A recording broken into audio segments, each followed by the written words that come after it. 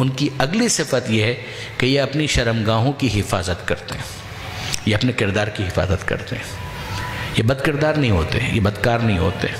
اب جب یہ اپنی شرمگاہ کی حفاظت کرتے ہیں تو اس کا کیا مطلب ہے کہ جو ان کے اندر نیچرل ایک ڈیزائر موجود ہے اپوزٹ سیکس کے لیے، اس کو یہ پورا کریں گے مگر حرام طریقے سے پورا نہیں کریں گے۔ یہ وہ منزل ہے کہ جہاں پر نکاح کی اہمیت ہمارے لیے روشن ہوتی ہے۔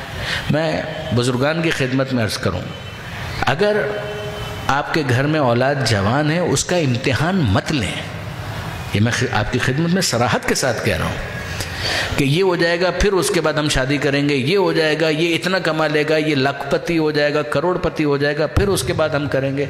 میں نے تو نہیں دیکھا کسی ماں باپ کو کہ دوپہر کا کھانا دینے سے پہلے وہ اس بات کو ڈیمانڈ کرتے ہوں کہ جب تک یہ اپنے پیر پر کھڑا نہیں ہوگا تب تک ہم اس کو دوپہر کا کھانا نہیں دیں گے، جب تک یہ اپنے پیر پر کھڑا نہیں ہوگا تب تک ہم اس کو رات کا کھانا نہیں دیں گے، ہم اس کو ناشتہ نہیں دیں گے، یہ پھل موجود ہے یہ تم نہیں کھا سکتے، کیوں؟ اس لیے کہ اب تم نے کمانا شروع نہیں کیا۔ ہم نے تو نہیں دیکھا۔ وہاں پر آپ کا معیار کیا ہے؟ معیار یہ ہے کہ اس کو بھوک لگی ہے کھانا دو، اس کو پیاس لگی ہے اس کو پانی دو، اس کو نیند آتی ہے تو اس کو تکیہ دو، بستر دو، اس کو کمبل دو، اس کو سردی لگ رہی ہے تو اس کو کمبل دو۔ اب آپ غور فرمائیے، آپ کے گھر میں اگر پنکھا ہے، ایئر کنڈیشن ہے، وہ کہتا ہے کہ مجھے گرمی لگ رہی ہے، آپ نے کہا پنکھا چلا لو، ایئر کنڈیشن چلا لو، تو آپ کیوں نہیں کہتے یہ اس کو کہ پہلے تم کمانا شروع کرو اس کے بعد پھر تم پنکھا چلا سکو؟ آپ کہتے ہیں اس لیے کہ گرمی ابھی لگ رہی ہے، آپ کہتے ہیں کہ سردی ابھی لگ رہی ہے لہذا اس کو کمبل دو، بیمار ہے تو آپ کہیں اس کو کہ جب تم کمانا شروع ہوگے تب تمہارا علاج کرائیں۔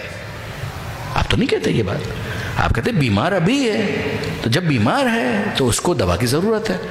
اے بندگان خدا، جب وہ زندگی کے اس مرحلے پر پہنچ چکا ہے کہ جہاں پر اس کو شریک حیات کی ضرورت ہے تو آپ اس سے کیسا مطالبہ کر رہے ہیں کہ جب تک تمہاری تنخواہ 1 لاکھ روپے نہیں ہو جائے گی، جب تک تم ایک مکان کے مالک نہیں ہو جاؤ گے، جب تک تمہارا کاروبار اتنا نہیں ہو جائے گا تب تک تمہاری شادی نہیں کریں گے؟ کیوں؟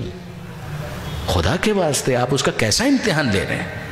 آپ اس کا وہ امتحان لے رہے ہیں کہ چاہے وہ اس کے بارے میں کچھ نہ کہے مگر آپ کو اندازہ نہیں ہے کہ وہ کس جہاد اکبر سے گزر رہا ہے، وہ اپنے نفس کو کس طریقے سے، اگر وہ دیندار ہے، اور اگر وہ دیندار نہیں ہے تو پھر اس کے لیے آپشنز بہت ہیں۔ اگر اس کے دل میں خوف خدا ہے تو پھر وہ آپ کی اس بے مروتی کو کسی نہ کسی طریقے سے برداشت کر رہا ہے، تحمل کر رہا ہے، کچھ نہیں بول رہا آپ کے احترام میں۔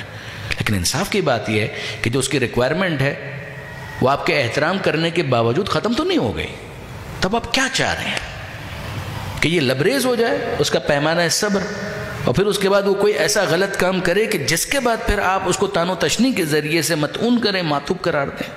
کیوں چاہ رہے ہیں آپ یہ امتحان آپ اس کا کیوں لینا چاہ رہے ہیں؟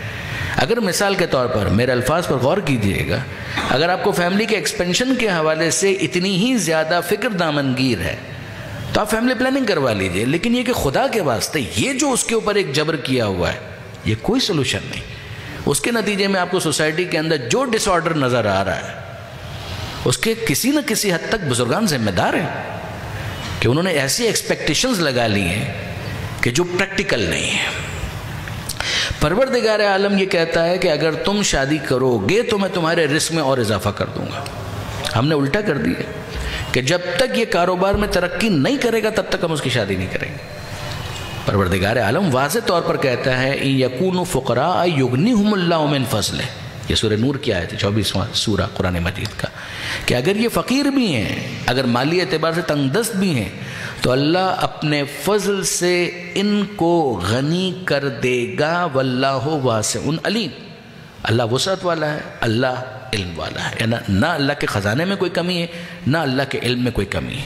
مجھے بتائیے آج فیملی کا جو سائز ہے 3 4 5 افراد 6 افراد 7 افراد، اس سے زیادہ نہیں، اگر ایک انسان اپنی بیٹی کو رخصت کر رہا ہے اور اپنے بیٹے کی شادی کر رہا ہے تو کیا ہوا؟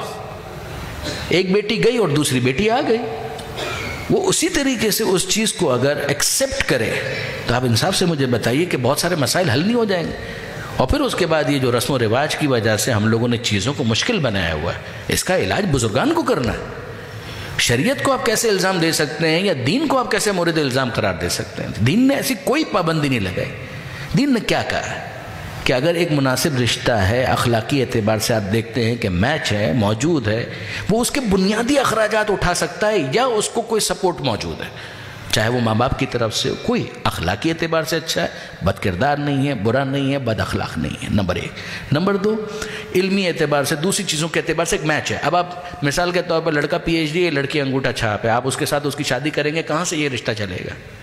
یا لڑکی مثال کے طور پر PhD ہے اور لڑکا جو ہے وہ بالکل گاؤں دیہات کا ہے کہ جس کو کوئی ایک اپنا نام لکھنا بھی نہیں آتا۔ اب آپ اگر اس میں یہ اگر جوڑا بنائیں گے تو معجزہ ہی ہوگا کہ یہ رشتہ چل پائے۔ مشکل ہو جائے گا نا، خدا کرے کہ وہ چل پائے، لیکن مشکل ہو جائے گا۔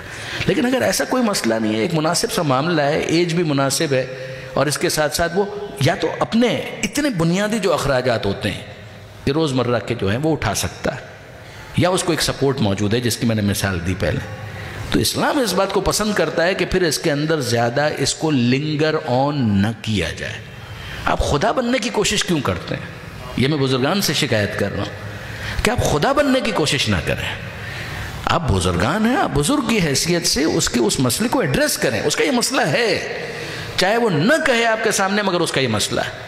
اب یہاں پروردگار عالم کہتا ہے کہ ہم توقع یہ کرتے ہیں کہ وہ اپنے کردار کی حفاظت کرے گا۔ صراحت کے ساتھ لفظ استعمال کیا، اپنی شرمگاہوں کی حفاظت کرنے والے حرام کی طرف نہیں جاتے، نہ حرام کاری کی طرف جاتے ہیں، ایڈلٹری کی طرف نہیں جاتے، زناکاری کی طرف نہیں جاتے ہیں، اور اسی طریقے سے حرام فلموں کی طرف نہیں جاتے، حرام ویب سائٹس کی طرف نہیں جاتے، حرام رسالوں کی طرف نہیں جاتے۔ مگر اے بندگان خدا، وہ کب تک اپنے آپ پر تحمل کرے گا؟